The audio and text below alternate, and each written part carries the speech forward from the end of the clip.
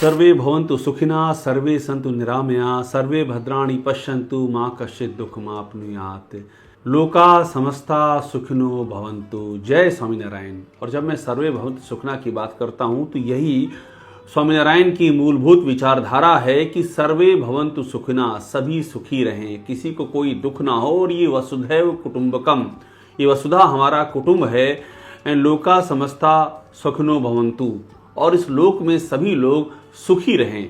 और इसी विचारधारा के प्रसार के लिए पूरी दुनिया में स्वामीनारायण संप्रदाय अपने जो आधार स्तंभ हैं, जो अपनी श्रद्धा के स्तंभ हैं, उनका निर्माण करता जा रहा। और इसी कड़ी में फ्रांस की राजधानी पेरिस में फ्रांस का पहला विहंगम हिंदू मंदिर आकार लेने जा रहा है। न भूतो न भविष्यति, न कभी ऐसा हुआ और न कभी ऐसा हो पाएगा जो फ्रांस में होने जा रहा है। ये जो मैं पूरा घटनाक्रम आपके सामने रख रहा हूं, ये भारतीय अध्यात्म की दिशा में एक मील का पत्थर है, जिसे सदियां याद करेंगी। तो फ्रांस का पहला परंपरागत हिंदू मंदिर एक ऐतिहासिक क्षण का गौरवमयी साक्षी बनने जा रहा है। शुरुआत हो चुकी है। साल 2026 में ये मंदिर बनकर तैयार हो जाएगा। लेकिन आप जब समझेंगे इस मंदिर के निर्माण की प्रक्रिया को, तो इस मंदिर के निर्माण में आपको भावनाओं का, सद्भावनाओं का, श्रद्धा का, आस्था का और सजल कामनाओं का, विश्व कल्याण की कामनाओं का ऐसा आपको दुर्लभ संगम दिखाई पड़ेगा, जिसका कहीं कोई उदाहरण नहीं मिलता है। इस मंदिर के प्रोजेक्ट का एक औपचारिक लॉन्च जिसे कहते हैं, वो हुआ 4 मई 2024 को, और ये हुआ BAPS स्वामीनारायण मंदिर लंदन में। 36 साल बाद एक बार फिर से इतिहास ने करवट ली। 36 साल बाद उसी दिन जब प्रमुख स्वामी महाराज ने आकाश से पेरिस पर पुष्प पंखुड़ियां बिखेरी थीं, साक्षात आशीर्वाद प्रमुख स्वामी महाराज का पेरिस के धराधाम को मिला था। उसी के 36 साल बाद इस महान कल्पना ने मूर्त रूप लेना शुरू कर दिया। पेरिस के बेसे सेंट जॉर्ज में 5000 स्क्वायर मीटर में बनने जा रहा ये मंदिर, ये अपने आप में अनूठा है। यूरोप में जो भारतीय सनातन परंपरा है, जो भारतीय अध्यात्म परंपरा है, उसके एक नए शीर्ष, एक नए क्षितिज और एक गौरवमयी आकार की ये महान कल्पना है जो साकार होने जा रही है। मैंने आपको पहले ही बताया साल 2026 तक ये पूरा हो जाएगा। और मैं अब आपको बता दूं ये मंदिर जो बनने जा रहा है, पहले आप समझिए इसमें किस तरह से बनेगा ये महान गौरवशाली मंदिर। इसका जो पहला फ्लोर है वहाँ एक बहुत बड़ा कम्युनिटी हॉल होगा, लाइब्रेरी होगी, एग्जीबिशन सेंटर होगा, डिनर एरिया होगा।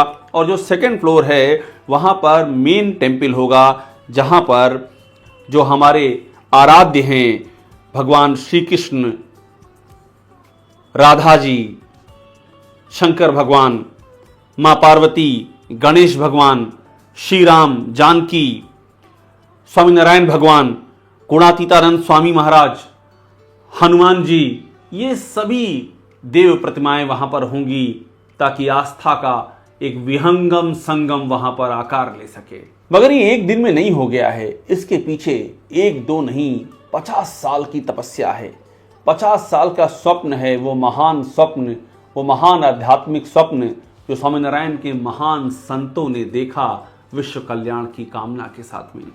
ये तारीख है 7 जुलाई 1970। इस तारीख को योगी जी महाराज पेरिस के एक एयरपोर्ट पर रुके और यहां से उन्होंने एक महान आध्यात्मिक स्वप्न को साकार करने का प्रण लिया और प्रमुख स्वामी महाराज व महंत स्वामी महाराज से अनुरोध किया कि वे इस प्रण को, इस कल्पना को, इस देश की महान आध्यात्मिक परंपरा के महान स्वप्न को जमीन पर उतारें। ये उनका अनुरोध था और ये 7 जुलाई 1970 का अनुरोध साल 2024 में अपने आकार में आकर के साल 2026 में पूर्ण आकार में दिखाई देने जा रहा है। इस तरह से महान स्वप्न देखे जाते हैं, ये कोई 1-2 दिन की बात नहीं होती है। 7 जुलाई 1970 के बाद अगली तारीख है 4 मई 1988। इस तारीख को प्रमुख स्वामी महाराज ने पेरिस के आकाश में पुष्प वर्षा की, जो मैं अभी आपसे कह रहा था, पेरिस के आकाश में पुष्प वर्षा, ये योगी महाराज का स्वप्न था। ये योगी महाराज का विजन था, उनका दृष्टिकोण था, और उसको फलीभूत करने के लिए प्रमुख स्वामी महाराज ने 4 मई 1988 को पेरिस के आकाश से पुष्प वर्षा करके इस जमीन को भगवान स्वामीनारायण के आशीर्वाद से अभिषिंचित किया, उसे पवित्र किया। अगली तारीख आती है 2 अगस्त 1995। इस तारीख को यूरोप का पहला परंपरागत हिंदू मंदिर लंदन के नेस्टन में उद्घाटन हुआ। ये तारीख बहुत ही महत्वपूर्ण है। यूरोप का पहला परंपरागत भव्य और दिव्य मंदिर। इसके बाद ही प्रमुख स्वामी महाराज ने पेरिस में हिंदू टेम्पल का जो उनका विजन था, यहां पर उसे व्यक्त किया। आप सोचिए एक स्वप्न को कैसे जिया जाता है। 1970 से लेकर के साल दर साल बीतते जा रहे हैं, तिथियां बदलती जा रही हैं, कैलेंडर चेंज हो रहे हैं, लेकिन स्वप्न नहीं बदल रहा है। वो स्वप्न हर जगह झंकृत हो रहा है, तो वो स्वप्न लंदन के इस नेस्टन में भी झंकृत हो उठा। अगली तारीख आई 16 अक्टूबर 2017। इस तारीख को पेरिस के वैसे सेंट जॉर्ज के मेयर ने मुलाकात की महान स्वामी से, और जो लैंड एलोकेशन होता है उसको कंफर्म किया। ये एक बड़ी बात है। पेरिस भी साक्षी हो रहा था एक महान भारतीय आध्यात्मिक स्वप्न के प्रकटीकरण के गौरवमयी अवसर में सहभागी बनने का, और वहां के मेयर ने भी आगे बढ़कर के इसमें हाथ बटाया। अगली तारीख है 19 अक्टूबर 2021। इस तारीख को पूज्य ईश्वर चरण स्वामी ने वैदिक सेरेमनी परफॉर्म की। जो वैदिक मंत्र होते हैं, वैदिक आयोजन होता है, वैदिक पूजा विधि होती है, उससे उन्होंने महान स्वामी के आशीर्वाद से, उनकी ओर से इस जगह को पवित्र किया, और ये जगह भगवान स्वामीनारायण की स्थापना के लिए इस जमीन को पुण्य भूमि उसी रोज घोषित कर दिया गया। ये जमीन वैदिक मंत्रों से पवित्र हो उठी, पुण्यमयी हो उठी। अगली तारीख है 3-4 सितंबर 2022। देखिए मैं आपसे बार बार कह रहा हूं कि 1-2 दिन की बात नहीं, 50 साल तक का एक सजल स्वप्न देखा गया है। सजल इसलिए कह रहा हूं क्योंकि ये मानवता की सजल आंखें देख रही थी। भगवान स्वामीनारायण के आदर्शों को संपूर्ण जगती के, संपूर्ण विश्व के कोने कोने में फैलाने का जो महान संकल्प है, वो इस स्वप्न को लगातार देख रहा था। तो 3-4 सितंबर 2022 को वो भी तारीख आ गई जब महंत स्वामी महाराज के आशीर्वाद से आनंद स्वरूप स्वामी ने इसका जो फाउंडेशन स्टोन है, जो नींव का पत्थर है, उसकी प्रतिष्ठा यहाँ पर की गई, और इस तरह से एक महान स्वप्न ने आकार लेना शुरू कर दिया।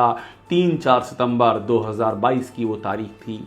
इसके बाद जो अगला साल बीता, साल 2022 से साल 2023, उसमें प्लानिंग चली लगातार। प्लानिंग और टेस्टिंग यानी कि परीक्षण और नियोजन, ये बहुत ही ज़रूरी है। स्वामीनारायण के वॉलंटियर इसमें लगे, दिन रात लगे, अपनी कामकाज, अपनी मूल्यवान नौकरियों को छोड़ करके वे आए और भगवान स्वामीनारायण के आशीर्वाद की छाया में अपने उस अमूल्य समय को उन्होंने न्यौछावर करने का संकल्प लिया। इसके बाद 13 जुलाई 2023 उस तारीख को पीएम मोदी ने पेरिस में जो BAPS के जो प्रतिनिधि थे उनसे मुलाकात की और इस पूरे कार्यक्रम की समीक्षा की। ये देशवासियों के लिए गर्व का विषय है। भारत के कोने कोने के लिए, देश दुनिया में फैले भारतीयों के लिए गर्व का विषय है कि पेरिस में ऐसा महान हिंदू मंदिर निर्मित होने जा रहा है। स्वयं प्रधानमंत्री मोदी ने इसके कामकाज की समीक्षा की।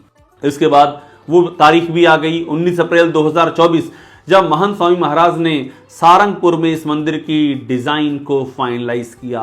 महंत स्वामी महाराज का जो सत संकल्प था, उनके जो सत प्रयास थे, उनके हृदय की जो गहरी विश्व कल्याण की कामना थी, वो सतत प्रयास में रत थी और वो स्वयं इस मंदिर की डिजाइन को लेकर के उनके मार्गदर्शन में ये डिजाइन अपनी पूर्णता की ओर आगे बढ़ रही थी। और 19 अप्रैल 2024 का वो दिन था जब उन्होंने इस डिजाइन को फाइनलाइज किया और साथ ही इसके जो ब्लूप्रिंट था उस पर फ्रेंच वर्ड बेनिडिक्शन लिख करके अपना आशीर्वाद दिया। भारतीय और यूरोपीय संस्कृत के संगम का ये एक अमूल्य दिन था। ये वो दिन था जिसे इतिहास याद रखेगा, जिसे सदियां याद रखेंगी। और इसके बाद 4 जून 2024 ये वो तारीख थी जब जो कंस्ट्रक्शन है, निर्माण है, वो आधिकारिक तौर पर शुरू हो गया। पहला नींव का पत्थर वो रखा गया और एक परंपरागत हिंदू आयोजन यहाँ पर हुआ, प्रतिष्ठा यहाँ पर हुई और 4 जून 2024 से निर्माण कार्य शुरू हो गया। पूरी दुनिया में 1300 से ज़्यादा मंदिर और 5025 सेंटर BAPS स्वामीनारायण के, और उस श्रृंखला में एक और मील का पत्थर स्थापित होना शुरू हो गया। और अब आपको तस्वीरें हम दिखा रहे हैं, आप तस्वीरें देखिए। मैंने कहा कि ये स्वप्न एक दिन का नहीं है, 50 सालों की अनथक साधना का ये स्वप्न है। 50 सालों से अधिक की ये अनथक साधना है। प्रमुख स्वामी महाराज जब 4 मई 1988 को गए पेरिस पहली बार, तो आप देखिए हेलीकॉप्टर से जो पुष्प वर्षा, जिसका मैं पहले भी जिक्र कर चुका हूं, और इस दौरान जो बातें उन्होंने कही, जो बातें आशीर्वाद स्वरूप उनकी जीवा से निकली, वो सदियों के लिए, वे पीढ़ियों के लिए प्रेरणा की स्रोत हैं। प्रमुख स्वामी महाराज ने कहा, मंदिर के बारे में बताया कि मंदिर क्यों होना चाहिए। उन्होंने कहा कि मंदिर ये उपासना के संरक्षण के लिए बनाए जाते हैं। भगवान स्वामीनारायण ने स्वयं इन मंदिरों का निर्माण किया है, शास्त्री महाराज ने निर्माण किया है। योगी महाराज की उन्होंने बात कही कि योगी महाराज ने कहा था कि लंदन का मंदिर, उन्होंने लंदन के मंदिर का जिक्र किया, वो ग्रैंड होगा और हम इसे साकार रूप लेते हुए देख रहे हैं। प्रमुख स्वामी महाराज के जो वो पवित्र वचन थे उनको सुनिएगा। कारण કે ભગવાન આ લોકમાં આવ્યા, એમને મંદિરોનો આદેશ આપણને આપ્યો છે કે ઉપાસના રહેવા સારું મંદિરો કરવા, અને એ દેવ મહારાજે પછી બધા મંદિરો કર્યા છે લઈને એ વાત કરીને, અને એ પ્રમાણે આ મંદિરો શાસ્ત્રી મહારાજ પણ કર્યા છે, અને યોગી બાપાનો આદેશ છે મંદિર મોટું થશે એટલે થાય છે। मैंने आपसे पहले ही कहा कि जो मंदिर है स्वामीनारायण संप्रदाय के, ये सभी के लिए हैं। यहाँ कोई भेदभाव नहीं है, वो देशी हो विदेशी हो, किसी भी धर्म का हो, वो यहाँ पर आ सकता है। इस श्रद्धा की त्रिवेणी में स्नान कर सकता है। अबू धाबी में जो बना है BAPS स्वामीनारायण मंदिर, वहाँ रोज़ ही कितने मुस्लिम आते हैं और श्रद्धा विनत होकर के आशीर्वाद ग्रहण करते हैं, भगवान स्वामीनारायण की शिक्षाओं से स्वयं को धन्य महसूस करते हैं। ये बात खुद प्रमुख स्वामी महाराज ने भी कही थी। उन्होंने एक बात ये कही कि मंदिरों में कोई भेदभाव नहीं होता है। उन्होंने क्लियर कहा कि ये मंदिर सनातन हिंदू वैदिक धर्म की शाश्वत परंपराओं के अनुरूप निर्मित किए जाएंगे। आप एक दिव्य दृष्टा की सोच को देखिए। प्रमुख स्वामी महाराज ने उस समय ही कह दिया था कि जो सनातन हिंदू वैदिक धर्म की शाश्वत परंपराएं हैं, उन परंपराओं के अनुरूप ही इन मंदिरों का निर्माण होगा।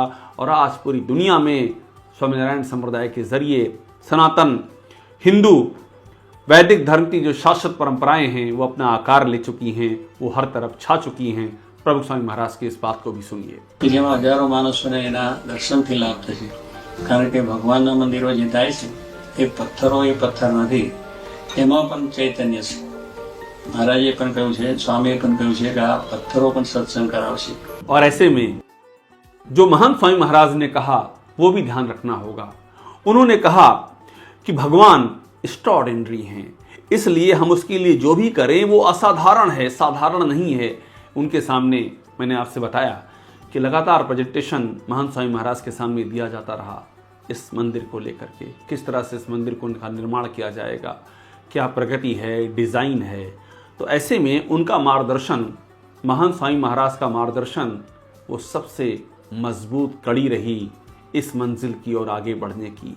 और ऐसे उन्होंने एक रोज़ कहा कि भगवान असाधारण है, एक्स्ट्राऑर्डिनरी है, इसलिए जो भी हम करेंगे वो असाधारण ही करेंगे, साधारण नहीं करेंगे।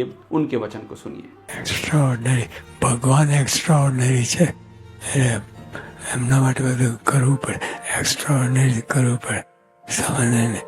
इस दिव्य मंदिर के निर्माण की प्रक्रिया में ऐसा बहुत कुछ हमने देखा है जो अनूठा है, जो ये बताता है कि किस तरह से भारतीय संस्कृति समस्त विश्व को आच्छादित कर रही है, उसको रास्ता दिखा रही है।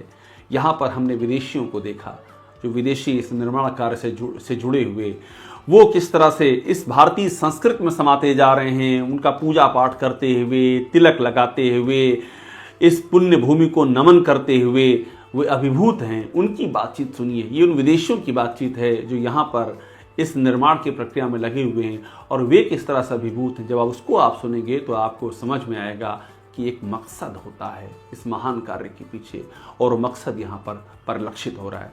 सुनिएगा इन विदेशियों को। Opportunité de participer à réaliser le premier temple hindou en Europe. Ça, on peut le faire qu'une fois dans la vie. Donc, on mesure notre chance et on mesure de faire partie de cette histoire. तो साल 2026 में ये महान स्वप्न साकार होने जा रहा है।